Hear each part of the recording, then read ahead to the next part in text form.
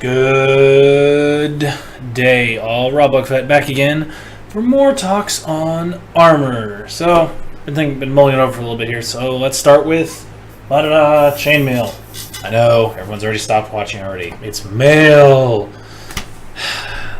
I know that. A lot of people know that, but the cultural perception isn't changing. Let's be honest, guys. Chainmail's here to stay. Sorry. Let's just call it chainmail because we won't confuse people, alright?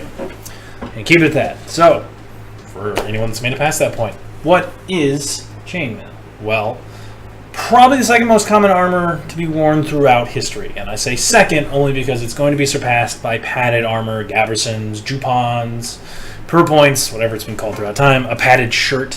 Why would that be more common? Well, you're not going to want to wear this just with your thin wool, linen, silk shirt. It sits heavily on you. There's no straps to redistribute weight. You're wearing a shirt. It is one solid piece and can go all the way down to include your hands and well past to your knees. Quite heavy. And even when you wear a belt to pull up and kind of blouse it, you know, like so. I know you guys can't see it, but you wear a belt, you blouse it. It's still not going to take all the weight off of you. So you're going to wear something padded underneath. Also, to not only take more of the weight, but when you receive a hit, then it has more time to stop before hitting you, because as a lot of people know, it's about stopping a blow. So if you get hit with an arrow, it's not going to stop immediately, but you want it to slow down. So it hits the mail and then goes into your padded garment, and it will slow down and not be lethal. So there we go. Now, what exactly is chainmail? Well, this is a little bit far away, so what we have here is a little bit of a better demonstration. So, what is mail? It is rings, and it should be quite obvious. I dropped one on the floor. It is made up of thousands upon thousands of little rings. In these cases, I made these myself out of 16-gauge wire. You turn it, you pull it out, you make a spring essentially, and then you cut it into rings. Now, most historical mail, as many of you will know, is not butted, as mine is, because I'm lazy. There are examples of butted mail, so it does have historical precedence. It's not as effective as many tests have shown it. It is not as effective as riveted mail or solid rings. I wish I had a smaller piece. Unfortunately, I do not. So, you take these rings and you piece them together. The standard European mail is called 4-in-1. Now what that essentially means is that for every one ring you have, so you have one ring, for every ring there are 4 rings that directly connect to that ring. And that is, in the most basic of terms, 4-in-1 mail. Now there are other types used in different countries, different variations, 2-in-4s, 2s and 8s, 1 and 6. The imagination is pretty much the limit. Now, you have to keep in mind, though, that the more rings you have connected to each ring, the bigger you have to make the ring, because you're going to run out of space, essentially, and it also makes it more complicated to make. And it's going to exponentially increase the weight.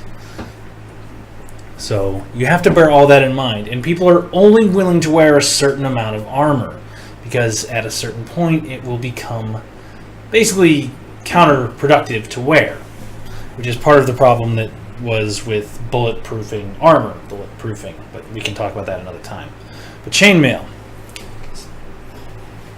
why is it so popular and for so long?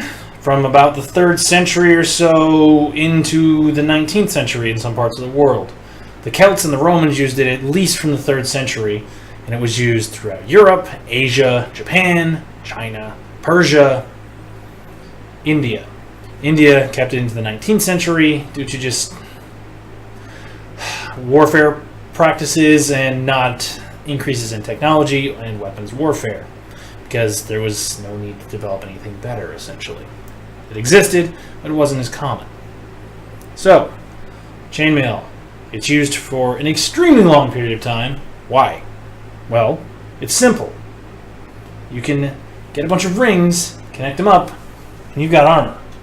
Now, expensive, And not everyone's going to wear it, especially in Roman times. In a Celtic tribe, your chief, obviously, who is the leader, is going to be able to afford a sword, a nice coat or shirt of mail, and a helmet. He's going to have a shield, a sword, and a spear, of course, to round out his kit. The Romans, who have a larger economic base, are able to provide more suits of mail. Lorica Hastata. Once the Reformation happens for the Imperials and the legions are formed, which they receive Lorica Segmentata, or what we generally picture a legionnaire looking like, the auxiliaries are equipped with mail. Still quite protective, of course. And mail remains common and prevalent through the age of the knight, and really only falls out of favor into Europe starting in the 15th, 16th century, because that's when firearms really start to take over, and pike and shot formations are made, and mass-produced breastplates, cuirasses, and Mauryan-style helmets rule the battlefield. So mail isn't really necessary anymore. So that falls out of favor there. Japan uses it, but not as much. Again, it goes out of favor a lot quicker there, and there's a lot fewer examples of Japanese mail. India, as I said, uses it for a long time. Again, warfare doesn't evolve a huge amount in terms of weapons, and therefore it doesn't lose its precedence until the age of firearms in British colonialism, which essentially renders it completely obsolete, and they adopt into more modern times. Now, another reason it is so long kept, it's easy to build, essentially. Anyone can learn how to. Making it well takes time and effort. It is a very time-consuming process, but not a challenging process to do. I can do a quick tutorial on the basics of making a tiny little piece. Later on, if you guys want, let me know in the comments below. So, it's simple to make. It's not cost or resource intensive. It can be very expensive, of course, as we've already lined out. That it is expensive in the earlier ages before plate becomes common, and will still be expensive and out of the reach for most people during the Middle Ages, because it's still expensive, but it is easy to fix. So if you get a shirt, you can go take it and get it repaired and use it. It is relatively simple to fix and to continue using on the battlefield until it dissolves into nothing, essentially.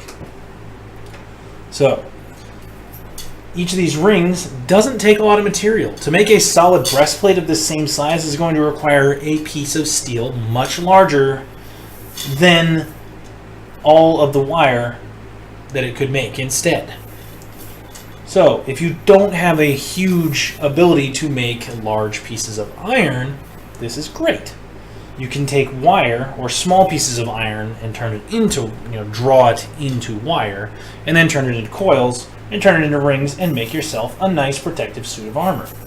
With this at the time, it starts to be superseded by brigandines and such, and coats of plates, in about the 12th century. And really more in the 13th century is when it's really rendered kind of obsolete for the nobility, because crossbows are becoming more common, archers are also becoming more common on the battlefield, and that's much more dangerous to plate, especially with the bodkin arrow points, which are very long and made to pierce mail armor, and therefore plate armor becomes more prevalent.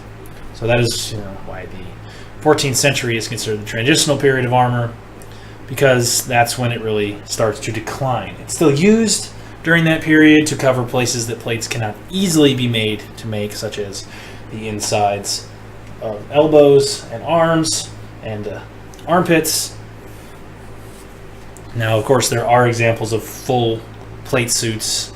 Henry VIII has a suit, or not Henry VIII, yeah, Henry VIII has a suit that is fully articulated and fully enclosed, but it is only made for a specific type of fight, not the battlefield. So, there's that. So it's pretty much always used. It doesn't actually go completely out of favor. It just shifts. It's the paradigm shift of where it's mostly used. And then armor goes away, as we all know, in the 17th century, essentially. Pretty much disappears. Not really, but mostly.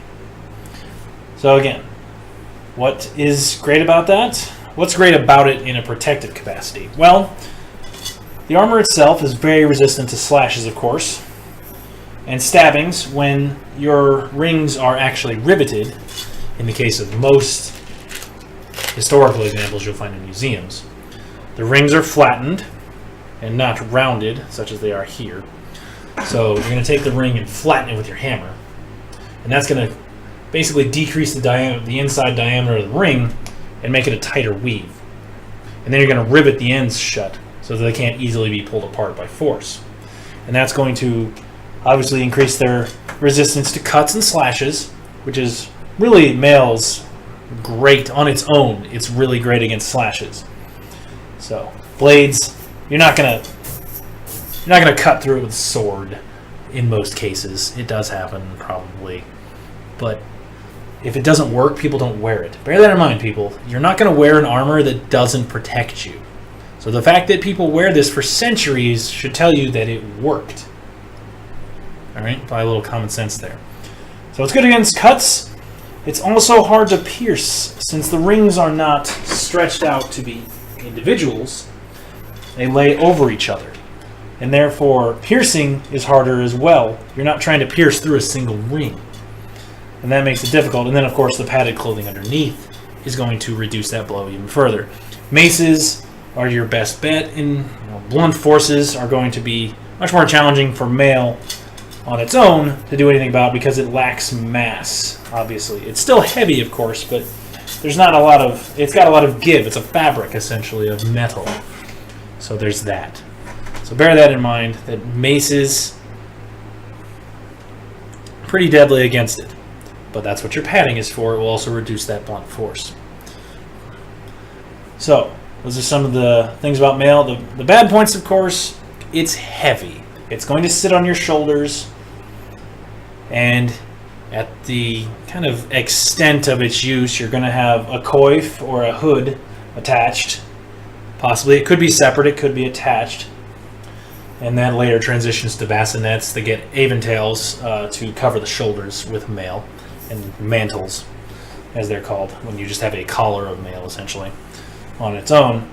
And then as time goes on, the sleeves become longer. About the time of, the William the Conqueror's 1066 Battle of Hastings, the standard armor is essentially kind of t-shirt shaped. We can describe it as it's pretty short-sleeved, but covers the chest, possibly longer, and they have shields to protect the rest. The Norman kite shield, as we're all quite familiar with. So, as time goes on, these sleeves get longer because people are able to afford more. Economics always plays a part in armor. We can't divorce economics from developments in armor. But more on that kind of stuff later. So, as time goes on, the sleeves will get longer to fully encompass hands, so that you will have essentially an attached mitten, and you'll have a leather palm because... Try and hold something metal. Try and hold something in your hand while you have a bunch of metal on it. It doesn't work. You couldn't grip anything effectively with a mailed palm. So you're going to have, a leather or some sort of fabric here, and then it would be a slit so you could, take it off. And you'll see many illustrations of knights with, kind of just flopping down so that they can do shit with their hands. Crazy, I know. So that, and of course it's going to get longer until it reaches about the knees on its own. There's going to be a slit up the front, obviously, so that you can ride, because you couldn't do it otherwise. And then male chaussers, which are leg coverings, will go from the foot. You wear it like stockings, essentially, and you tie it to a belt or to possibly your gabberson, depending on how you want to wear it and time frame. So full mail in the 13th century is when we have the knight in armor, fully armored, usually with a bassinet, which starts to develop, and great helms as their helm of choice. So, and then the 14th century rolls around, and as we go, mail gets augmented with brigandines. There are examples before this of reinforced surcoats and things like that, but the 14th century is when plate really takes over.